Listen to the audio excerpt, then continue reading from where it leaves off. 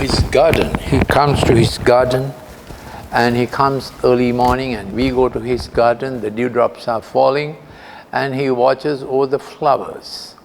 And he comes for intimacy to his garden, his people, and then we know the flowers bloom where the Lord has asked us to bloom. So one flower, the lily of the valley, in a lowly place, another part, the rose of Sharon in the Shephelah. Some roses are in the desert blooming, and then the myrtle is on the ravines of Israel, humble flower, and Hadassah was Esther's first name till she was chosen to be a star, Esther. The myrtle flower that glows, blue flower that glows in the dark.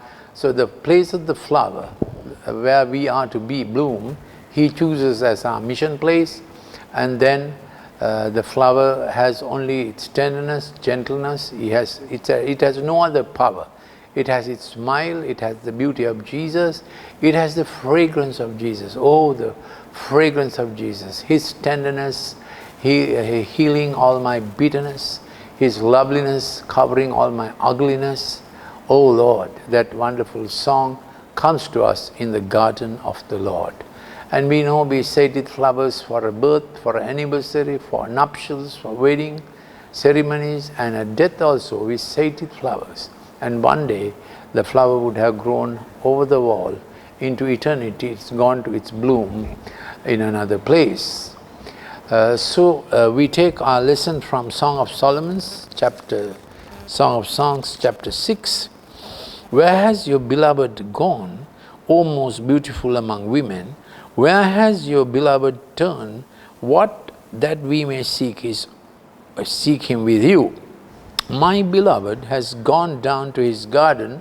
Actually, she delayed to get up, so the bridegroom went ahead, and bride has to follow. My beloved has gone down to his garden, to the beds of balsam, to pasture his flock in the gardens and gather the lilies. So here is our twin function.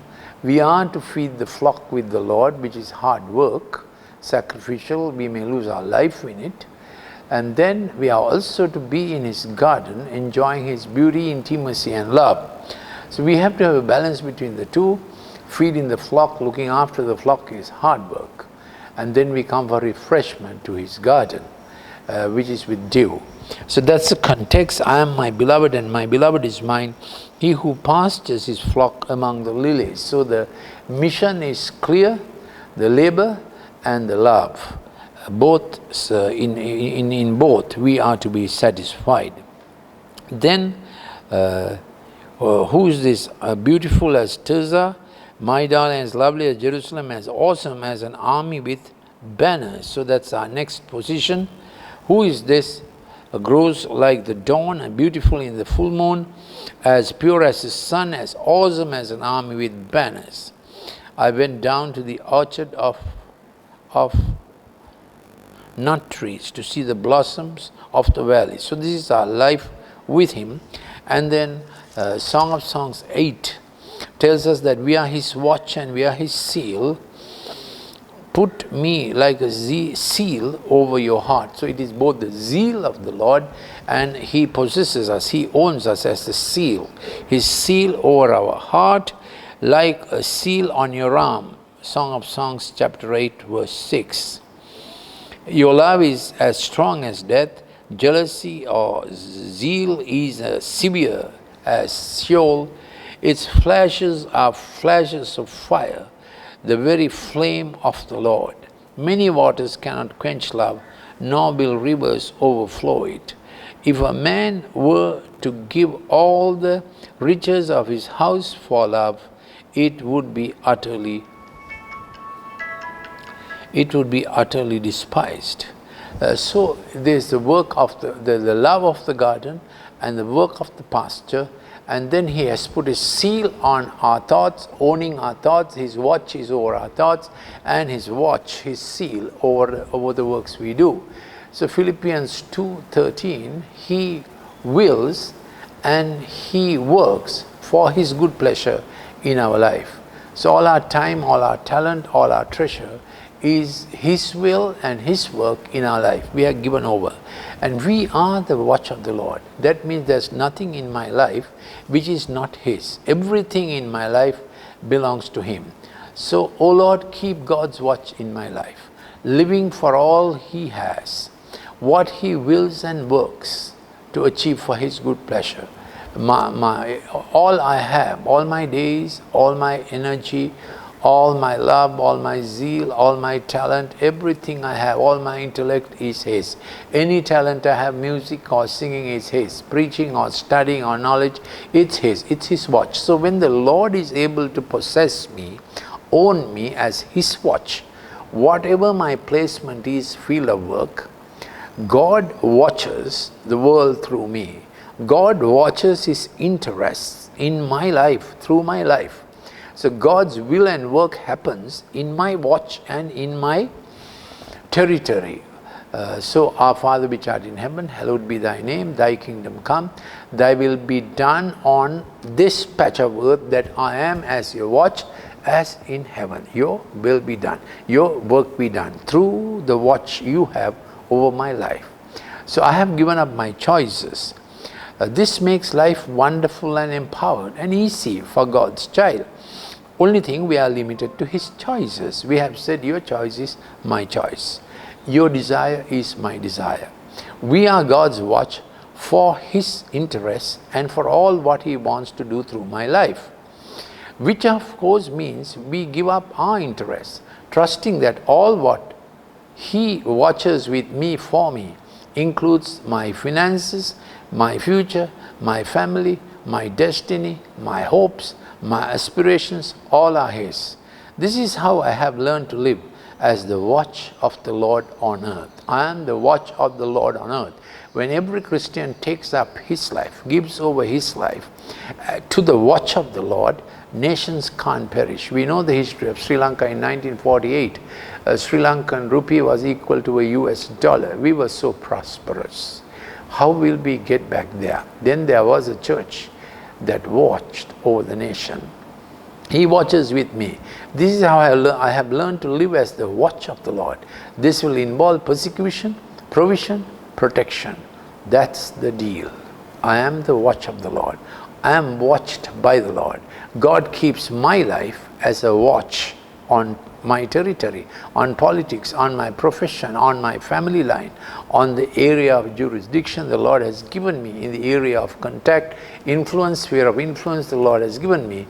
I am the Lord's watch. Are we ready to take this up? Before criticizing governments and becoming very gaseous in our criticism, if we can be the Lord's watch, watching over, God watches His interests through me. I may be professionally trained, I may be a housewife, I may be a mom and dad looking after children, whatever my state of life, visible, not very visible, I am God's watch. So there are some who are not educated, but in their intercessions they watch over a nation. There have been so many well-known intercessors, just that their intercession watched over the nation. Let it be like that. Let my life be God's watch over what He has in a nation. I am God's garden, and He comes to this pleasurable garden, and we know from Solomon's language, the north wind blows from Hermon and south wind blows from the Negev. So the south wind is somewhat harsh and the perfume comes out. So Solomon developed a garden from Jerusalem to Bethlehem, 2 kilometers, and the water came from Bethlehem. It was a beautiful garden. So it is in that geographical context that the Song of Song is sung, composed, and the dialogue between the bridegroom and the bride. So we heard it, our life work, His pastorate, His pasture. My beloved has gone down to His garden, to the beds of balsam, that is one side of our life, to pasture His flock in the gardens and gather lilies, that's the other side of our life. The work of the flock, work of His pastorate, and the delight of His garden. Our life is shared between these two. I hope every hour we have at least 10 minutes to take to the garden of the Lord. Intimacy, nearness, His satisfaction, His hand around me, and then the hard toil of the day and of the hour. God, help us in both this. This is the watch of the Lord. Let me repeat this. Oh Lord, keep God's watch in my life. If you want this prayer, I can send it to you. You can send a request for to a WhatsApp number, and that is 077 plus 9477 4959 214 077 4959 214. Oh Lord, keep God's watch in my life, living for all He has, what He wills and works for His good pleasure. Philippians 2:13. This makes life wonderful and empowered and easy for God's child. Only thing, we are limited to His choices. His desire is my desire. We are God's watch for His interest and for all what He wants to do through my life, which of course means we give up our interest, trusting that all what He watches with me for me includes the best finances and future for me and my family. This is how I have learned to live as the watch of the Lord. You own me, and you have placed your seal upon my thoughts. You have placed your seal of ownership upon my hand. This will involve persecution, provision, protection. That's the deal. God bless you. God keep you.